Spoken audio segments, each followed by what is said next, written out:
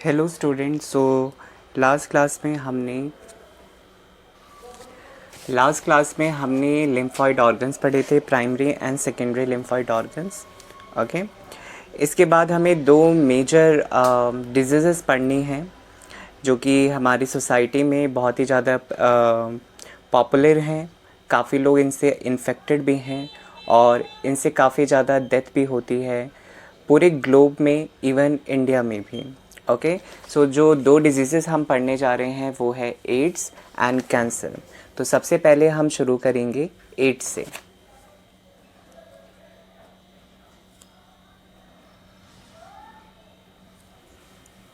Okay, so AIDS की full form होती है acquired immunodeficiency syndrome. Okay, so AIDS की फुल फॉर्म एग्ज़ाम में पूछी जाती है, मोस्ट इम्पॉर्टेंट है ये। और इसकी फुल फॉर्म जो है एक्वायर्ड इम्यूनो डेफिशिएंसी सिंड्रोम। इस हर एक शब्द का अपना एक मीनिंग है, ठीक है।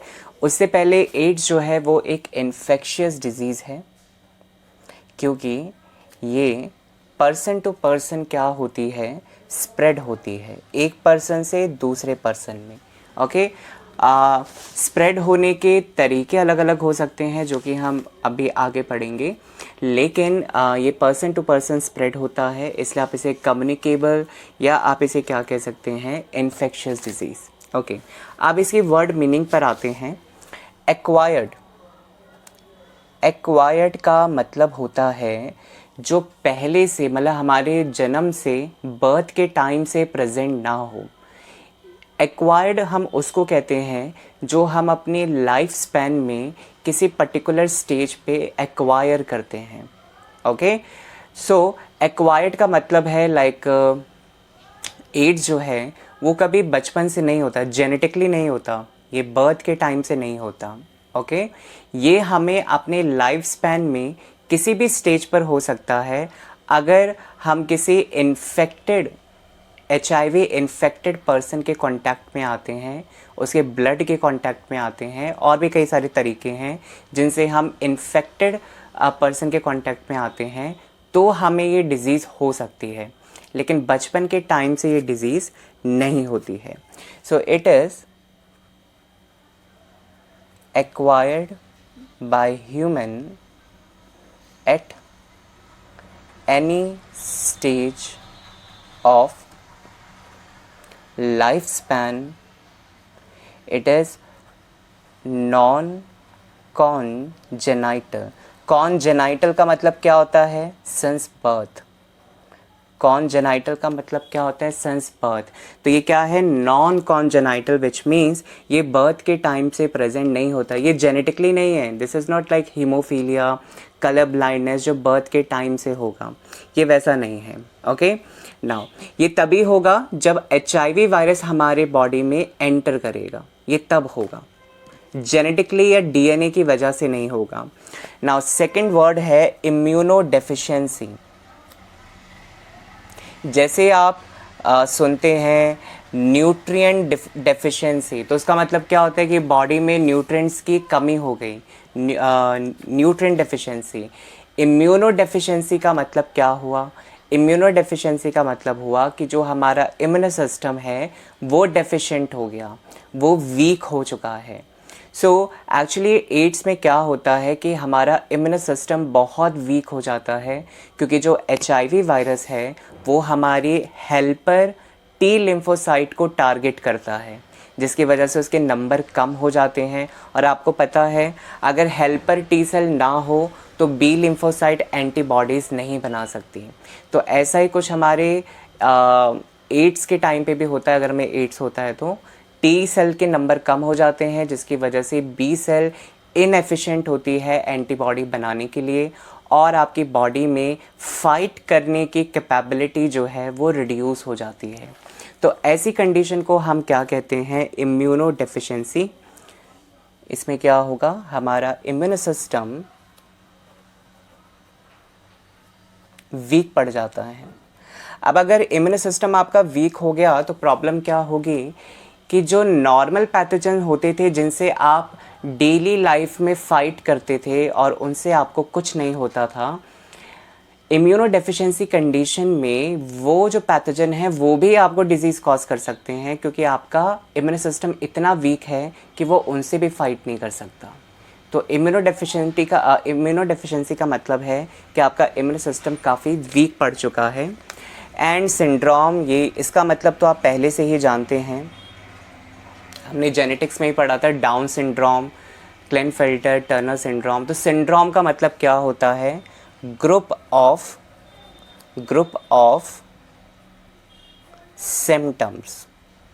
क्योंकि एड्स के टाइम पे हमें एक सिम्टम नहीं होता, हमारी बॉडी में कई सारे मॉर्फोलॉजिकल फिजियोलॉजिकल चेंजेस आते हैं, जिसकी वजह से हमारी बॉडी में कई सारे सिम्टम्स आते हैं। तो एक सिम्टम नहीं है, बहुत सारे सिम्टम्स आते हैं हमारी बॉडी में, और इसलिए हम उसे क्या कहते हैं? सिंड्रोम।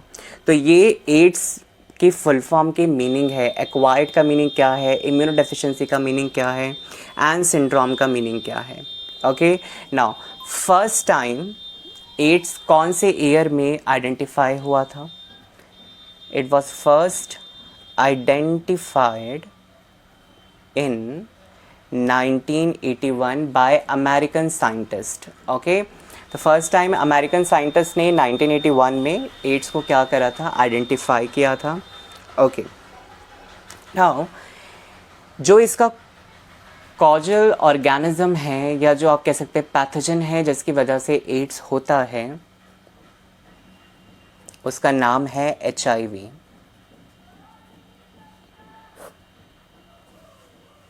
जिसकी वजह से ये डिज़ीज़ होती है वो एक वायरस है, और इसका नाम क्या है? HIV।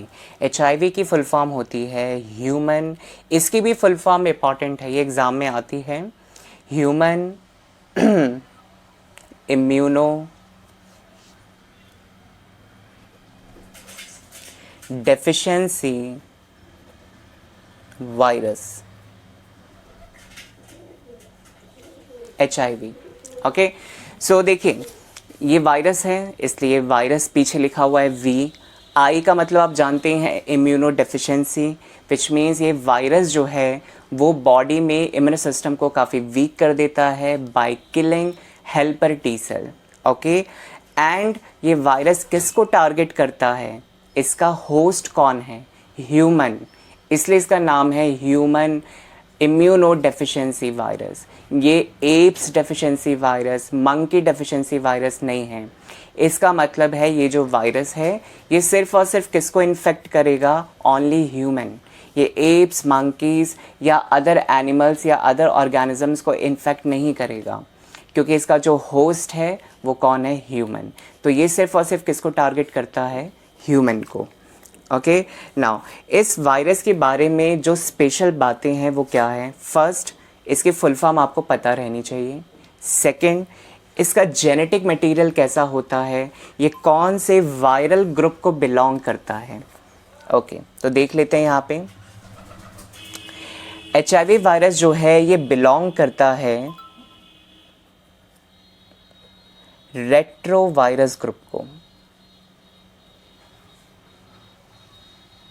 ओके, और रेट्रोवायरस ग्रुप का जेनेटिक मटेरियल आपको पता ही है क्या होता है। इनका जेनेटिक मटेरियल होता है RNA। ओके, तो रेट्रोवायरस वो ग्रुप ऑफ वायरस है जिसके बारे में हमने चैप्टर नंबर 6 में भी पढ़ा है कि ये वो वायरल ग्रुप हैं जिनमें रिवर्स ट्रांसक्रिप्शन होता है, जिनका जेनेटिक मटेरियल RNA होता है, फिर ये अपने RNA से DNA बनाते हैं। तो इसको हम क्या कहते हैं? Retrovirus group. ओके, सो रेट्रोवायरस ये क्या शो करते हैं? ये शो करते हैं रिवर्स ट्रांसक्रिप्शन। ये मैंने शॉर्ट में लिख दिया है यहाँ पे, रिवर्स ट्रांसक्रिप्शन। ओके, नाउ वैसे तो वायरस जो हैं, जैसे अगर मैं यहाँ पे बात करूँ कि वायरस के जो जेनेटिक मटेरियल हैं, वैसे वायरस के पास या तो डीएनए होता है, ये हम सभी जानते हैं, या तो आरएनए होता है, दोनों साथ में प्रेजेंट नहीं होते हैं, या तो डीएनए होगा या तो आरएनए होगा। अब जो डीएनए वाले वायरस हैं, मतलब जिनका जेनेटिक मटेरियल डीएनए है, उनमें तो वही साइकिल होगी जैसे सेंट्रल डॉग्मा होता है कि डीएनए से आरएनए बनेगा, आरएनए से प्रोटीन बनेगा। लेकिन आरएनए जिनका जेनेटिक मटेरियल होता है, जिन वायरसेस में आरएनए जेनेटिक मटेरियल होता है, इनमें भी दो कैटेगरीज हो जाती हैं। एक कैटेगरी क्या होती है, जो शो करती है रिवर्स ट्रांसक्रिप्शन। इसका मतलब है ये जो वायरल ग्रुप होते हैं, ये डायरेक्ट प्रोटीन नहीं बनाते हैं। वैसे तो प्रोटीन डायरेक्टली किससे बनता है, आरएनए से, क्योंकि डीएनए से आरएनए बनता है, आरएनए से प्रोटीन। लेकिन यहाँ पे आरएनए से प्रोटीन नहीं बन रहा। यहाँ पे क्या होगा, सबसे पहले आरएनए से क्या बनेगा, डीएनए हैं, फिर ये डीएनए होस्ट के डीएनए के साथ कंबाइन होता है एंड देन वही सेंट्रल डॉग्मा होगा। लेकिन कुछ ग्रुप ऐसे भी होते हैं जिनमें आरएनए उनका जेनेटिक मटेरियल है और वो आरएनए से डायरेक्टली क्या बनाते हैं, प्रोटीन।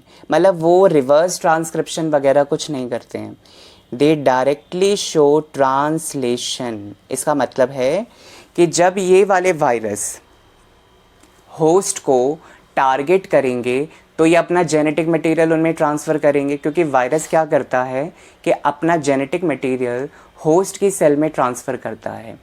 तो ये वाले जो वायरस हैं जिनका जेनेटिक मटेरियल आरएनए है, जो रिवर्स ट्रांसक्रिप्शन शो नहीं करते हैं, ये अपना आरएनए होस्ट में ट्रांसफ़र करेंगे और होस्ट के साइटोप्लाज्म में राइबोसोम होगा। तो ये आरएनए डायरेक्टली साइटोप्लाज्म में जाके राइबोसोम से चिपक कर क्या बनाएगा, प्रोटीन। तो ये वो डीएनए वगैरह ये सब नहीं बनाएगा, ये डायरेक्टली सेल के अंदर गया, सेल के साइटोप्लाज्म में गया ये आरएनए, साइटोप्लाज्म में कौन मिल गया उसे, राइबोसोम, राइबोसोम के साथ चिपक के इसने क्या बना लिया, प्रोटीन। तो ये डायरेक्टली क्या शो करते हैं, ट्रांसलेशन। लेकिन ये वाले जो हैं जिनको रेट्रोवायरस कहते हैं, इनकी थोड़ी लंबी प्रोसेस है। इनमें पहले आरएनए से डीएनए बनेगा, जैसे आरएनए गया होस्ट सेल के अंदर, आरएनए साइटोप्लाज्म में गया, साइटोप्लाज्म में आरएनए से डीएनए बनेगा, फिर वो डीएनए होस्ट के डीएनए के साथ कंबाइन होगा न्यूक्लियस में जाके एंड फिर वही होगा जब होस्ट का डीएनए ट्रांसक्रिप्शन ट्रांसलेशन करेगा, तो उसी के साथ साथ जो वायरल डीएनए होगा जो उससे जुड़ा हुआ है, वो भी ट्रांसक्रिप्शन एंड ट्रांसलेशन करेगा।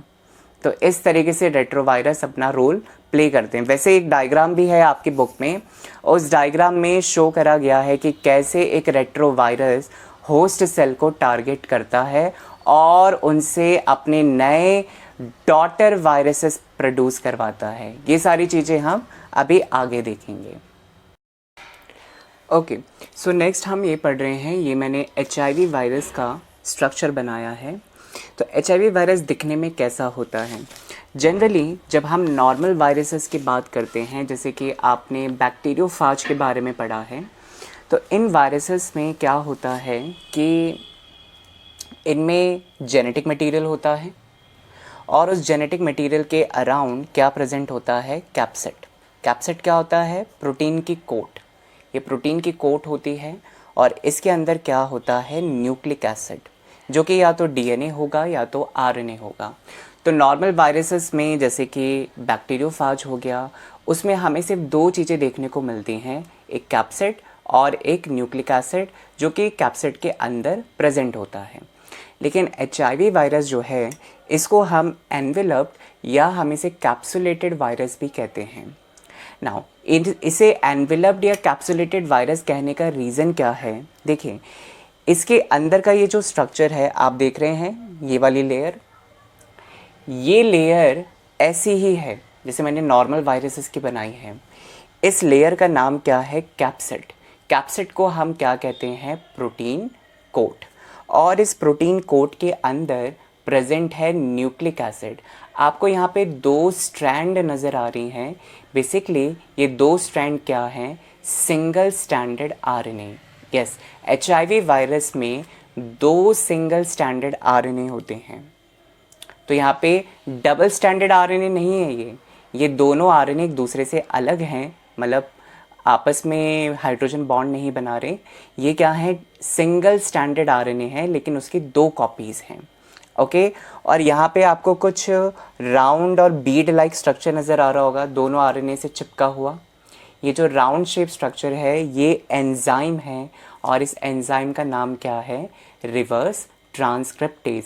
ये वही एंजाइम है जिसकी वजह से रिवर्स ट्रांसक्रिप्शन होता है, आरएनए से डीएनए बनता है।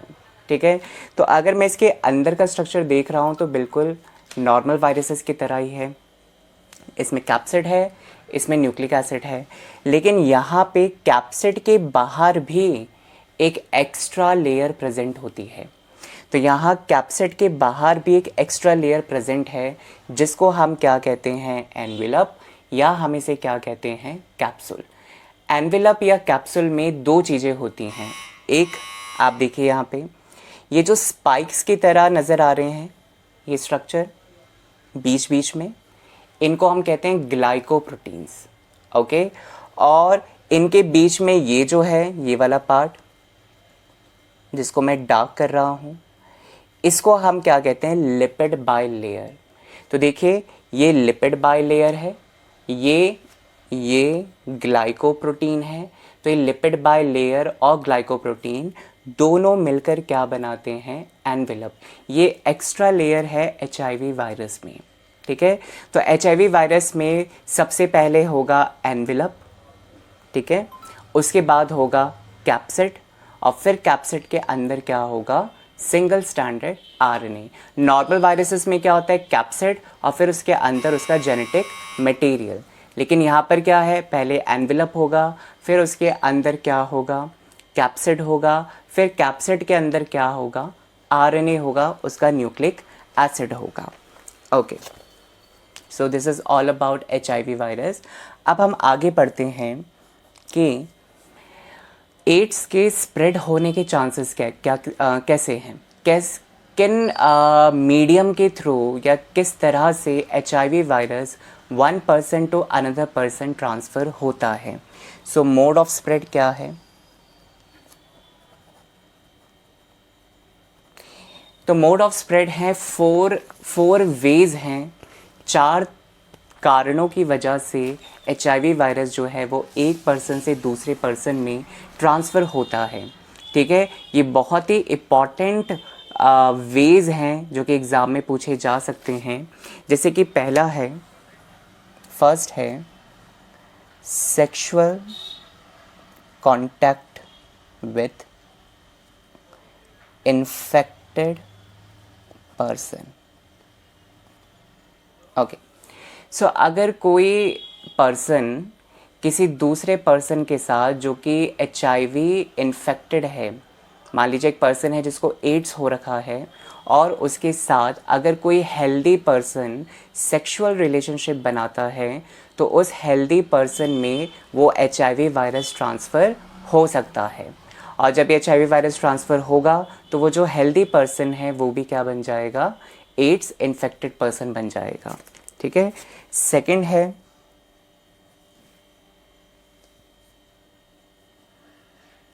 Blood transfusion.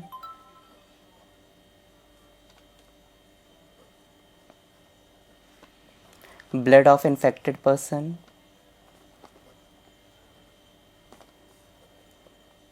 transfused into healthy person।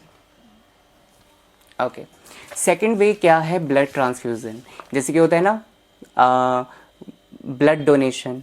Okay, तो ब्लड डोनेशन हम क्यों करवाते हैं, ताकि जो ब्लड है वो हम किसी नीडी पर्सन को हम उसे दे सकें। ठीक है, लेकिन मान लीजिए कोई रेसिपिएंट है जिसको ब्लड चाहिए, और जो डोनर है वो एचआईवी संक्रमित है, विच मीन्स वो एचआईवी इन्फेक्टेड है वो।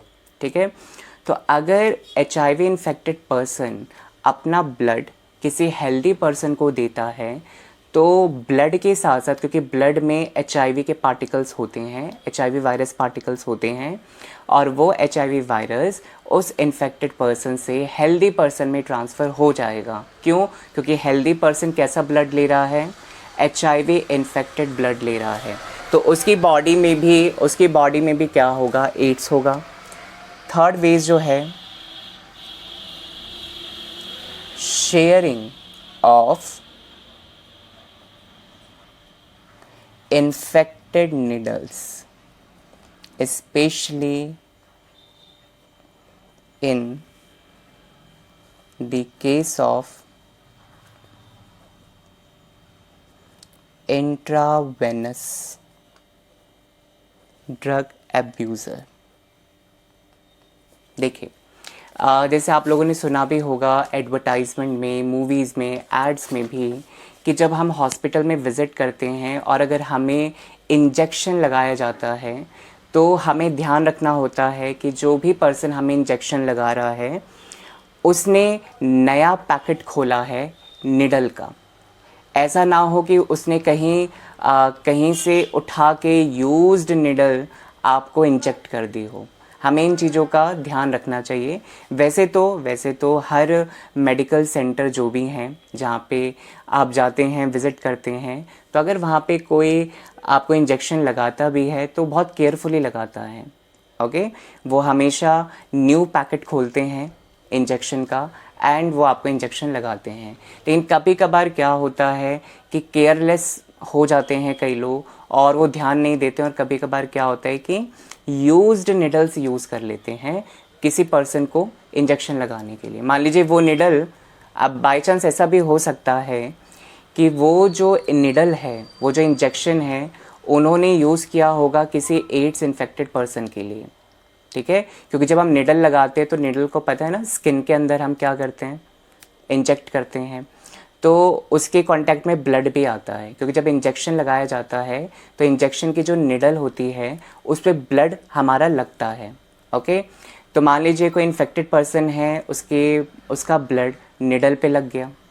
ओके, अब वही इंजेक्शन किसी दूसरे पेशेंट पे यूज़ कर दिया गया जो कि हेल्दी है, उसको HIV नहीं है, तो अगर वो इंजेक्शन किसी हेल्दी पर्सन में इंजेक्ट कर दिया गया तो उसकी निडल पे क्या लगा था, इन्फेक्टेड ब्लड।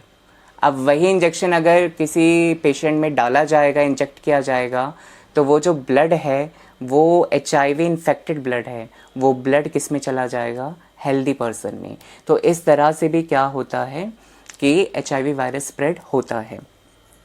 एंड स्पेशली ये जो शेयरिंग ऑफ निडल्स होता है, ये ज़्यादातर निडल के केस देखे जाते हैं जो ड्रग एब्यूज़र होते हैं, विच मीन जो नशा करते हैं। बेसिकली कौन से नशा करने वाले लोग, जो कि इंजेक्शन का यूज़ करते हैं। जैसे कि आपने देखा होगा कई लोग स्मोक करते हैं, कई लोग ड्रिंक करते हैं। ये मतलब आप कह सकते हैं ड्रग लेने के अलग अलग तरीके होते हैं। ओके, कभी स्मोक के थ्रू लिया जाता है ड्रग, कभी ड्रिंक के थ्रू लिया जाता है ड्रग। एक तरीके से होता है कि इंजेक्शन को हमारे ब्लड वेसल में इंजेक्ट करते हैं। आपने मे बी मूवीज़ वगैरह में देखा हो, जैसे कभी कभार स्मेल भी किया जाता है ड्रग को। ओके, आपने देखा होगा कि टेबल पे वो लोग ड्रग पाउडर रख देते हैं और फिर उसको क्या करते हैं, स्नॉट करते हैं, उसको सूंघते हैं, इनहेल करते हैं। तो एक तरीका क्या होता है कि इंजेक्शन में ड्रग को भर के और उस इंजेक्शन को हम अपने हाथ के ब्लड वेसल में इंजेक्ट करते हैं, तो ड्रग क्या होगा, वो हमारे ब्लड वेसल में चला जाएगा एंड देन जो भी फीलिंग आती है, जॉयनेस फीलिंग, हैप्पी फीलिंग, वो उन पर्सन को आती है। लेकिन मान लीजिए कोई एड्स इन्फेक्टेड पर्सन है, उसने अपने फ्रेंड सर्कल में किसी को कुछ बताया नहीं कि वो एड्स इन्फेक्टेड है, उसने वो निडल यूज़ करी, तो ऑफकोर्स अगर निडल यूज़ करते तो उसमें ब्लड का कुछ ना कुछ पार्ट तो लगता ही है बॉडी का, तो उसकी निडल पे ब्लड का कुछ % लगेगा। अब ब्लड में क्या है, HIV वायरस। अब वही निडल किसी दूसरे फ्रेंड को दे दिया और उसने भी ड्रग को भर के उस इंजेक्शन में और अपने ब्लड वेसल में इंजेक्ट कर लिया, तो वो जो वायरस है वो उसकी बॉडी में भी क्या होगा, ट्रांसफ़र होगा। तो ये जो ड्रग एब्यूज़र होते हैं, खासकर इंट्रावेनस क्या होते हैं, जो ब्लड वेसल में ड्रग को इंजेक्ट करते हैं, इंजेक्शन के थ्रू इंजेक्ट करते हैं वो लोग, उनको इंट्रावेनस कहते हैं। तो इंट्रावेनस ड्रग एब्यूज़र जो हैं, इनमें भी एड्स की % ज़्यादा पाई जाती है। रीज़न क्या है कि फ्रेंड सर्कल हैं या ग्रुप में इस तरह की एक्टिविटी होती है कि एक पर्सन जो है वो निडल यूज़ करता है, फिर वही निडल दूसरा यूज़ करता है, फिर वही निडल तीसरा पर्सन यूज़ करता है, और मान लीजिए सर्कल में कोई एक भी इन्फेक्टेड पर्सन होगा तो उस सबको इन्फेक्शन हो सकता है। ठीक है। फोर्थ वे क्या है? फोर्थ वे क्या है? From infected mother to her child through placenta. तो ये जो HIV वायरस है ये प्लेसेंटा को क्रॉस करके फीटस के अंदर आ सकता है। वैसे आपने पढ़ा है रिप्रोडक्शन वाले चैप्टर में कि मदर का ब्लड और बच्चे का ब्लड कभी मिक्स नहीं होता। ओके, प्लेसेंटा कभी मिक्स नहीं करता। ऐसा नहीं कि मदर का खून जो है वो फीटस की बॉडी में जा रहा है, नहीं, फीटस का ब्लड अलग बनता है, मदर का ब्लड अलग बनता है। लेकिन HIV वायरस जो है वो प्लेसेंटा को क्रॉस कर सकता है क्योंकि उसका साइज़ बहुत छोटा सा है। तो प्लेसेंटा को क्रॉस करके मान लीजिए मदर एड्स इन्फेक्टेड है तो उसके बॉडी के HIV वायरस जो हैं प्लेसेंटा को क्रॉस करके फीटस में आ सकते हैं एंड फीटस को भी क्या कर सकते हैं, वो इन्फेक्ट कर सकते हैं। ऐसा बच्चा जब बॉर्न होगा तो उसमें ऑलरेडी क्या प्रेजेंट होगा, HIV वायरस। ओके, आप इसे कॉन्जेनाइटल से लिंक मत करना क्योंकि ये जेनेटिकली नहीं हो रहा है, ये जेनेटिकली नहीं हो रहा है। ये क्या है कि मदर इन्फेक्टेड थी इस वजह से चाइल्ड इन्फेक्टेड हुआ है। अगर मदर इन्फेक्टेड नहीं होती तो चाइल्ड इन्फेक्टेड नहीं होता। चाइल्ड कब इन्फेक्टेड हुआ, जब उसकी बॉडी में HIV वायरस आया, पहले से उसकी बॉडी में नहीं था। ये देखो हमेशा याद रखो, चाइल्ड की बॉडी में पहले से HIV वायरस नहीं था कि वो जैसे ही जाइगोट बना तो उसके अंदर HIV वायरस था, नहीं। चाइल्ड के या फीटस के अंदर HIV वायरस उसकी मदर से आया, मतलब कि उसने अपनी मदर से एक्वायर्ड किया। चाइल्ड की बॉडी में अपने आप नहीं है, उसने अपनी मदर से एक्वायर्ड किया है। इसलिए जब वो बॉर्न होगा तो उसमें HIV वायरस क्या होगा, प्रेजेंट होगा। क्यों? क्योंकि उसने अपनी मदर से एक्वायर्ड किया है यूट्रस के अंदर। ओके, चलिए नाउ अब ये जो HIV वायरस है ये जब बॉडी में एंटर करता है तो इससे तुरंत सिम्टम्स नहीं आते। जैसे एलर्जी के केस में तो क्या होता है, तुरंत सिम्टम्स आते हैं कि कोई एलर्जन आया और एकदम से बॉडी में सिम्टम्स आने शुरू हो जाते हैं। या आप कह सकते हैं दूसरी डिजीज़ेस में भी क्या होता है कि जब पैथोजन आता है हमारे शरीर में तो हफ्ते 2 हफ्ते के बाद तो हमारी बॉडी में सिम्टम्स आने लग जाते हैं और हमें पता चल जाता है कि हाँ, हमारी बॉडी में कुछ रॉन्ग एक्टिविटी हो रही है। लेकिन एड्स के केस में क्या है कि अगर किसी पर्सन को एड्स होता है तो उसमें सिम्टम्स आने में बहुत टाइम लगता है। ओके, तो जब HIV वायरस एंटर करता है और सिम्टम्स आते हैं, इसके बीच में बहुत लंबा गैप होता है, इवन कुछ मंथ्स या कुछ ईयर्स लग जाते हैं। So there is time gap between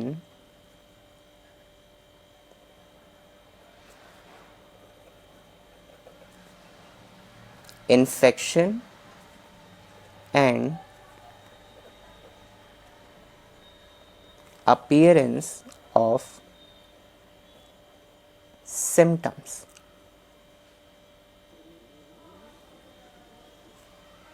Few months or years, approximately 5 to 10 years। देखिए कितना लंबा गैप है कि अगर किसी की बॉडी में HIV वायरस एंटर होता है तो पहले तो HIV वायरस उसकी बॉडी में एंटर होगा, उसकी T सेल्स को क्या करेगा, किल करेगा, ख़त्म करेगा, और वो पर्सन धीरे धीरे धीरे उसकी इम्यूनिटी वीक होगी और कहीं 5 से 10 साल बाद उसकी बॉडी में ऐसे सिम्टम्स आने लग जाएंगे जिसकी वजह से उसमें एड्स डिटेक्ट होगा। तो सोचिए 5 से 10 साल के बाद पता चलेगा कि उसको एड्स हुआ है। इट मीन्स अगर आज किसी की बॉडी में HIV वायरस एंटर होता है तो आगे 5 से 10 साल बाद उसे पता चलेगा कि उसे एड्स हुआ है। तो इसमें सिम्टम्स आने में बहुत टाइम लगता है, इसलिए इस डिज़ीज़ को डिटेक्ट करना थोड़ा मुश्किल हो जाता है क्योंकि यहाँ पे सिम्टम्स बहुत लेट आ रहे हैं और जब तक सिम्टम्स आते हैं तब तक बॉडी बहुत डैमेज हो चुकी होती है। क्योंकि देखिए 5 से 10 साल बाद सिम्टम आ रहे, इसका मतलब है कि 5 से 10 साल वो वायरस आपके शरीर में ही है। तो सोचिए वो कितना डैमेज कर चुका होगा आपके इम्यून सिस्टम को। और जनरली जो एड्स वायरस है, HIV वायरस जो है, वो ऐसे ही स्प्रेड नहीं होता है। स्प्रेड इन 4 कारणों की वजह से ही होगा। कई लोग क्या होता है कि उनमें सोशल डॉगमा होता है, या आप कह सकते हैं कि लैक ऑफ अवेयरनेस होती है, जिसकी वजह से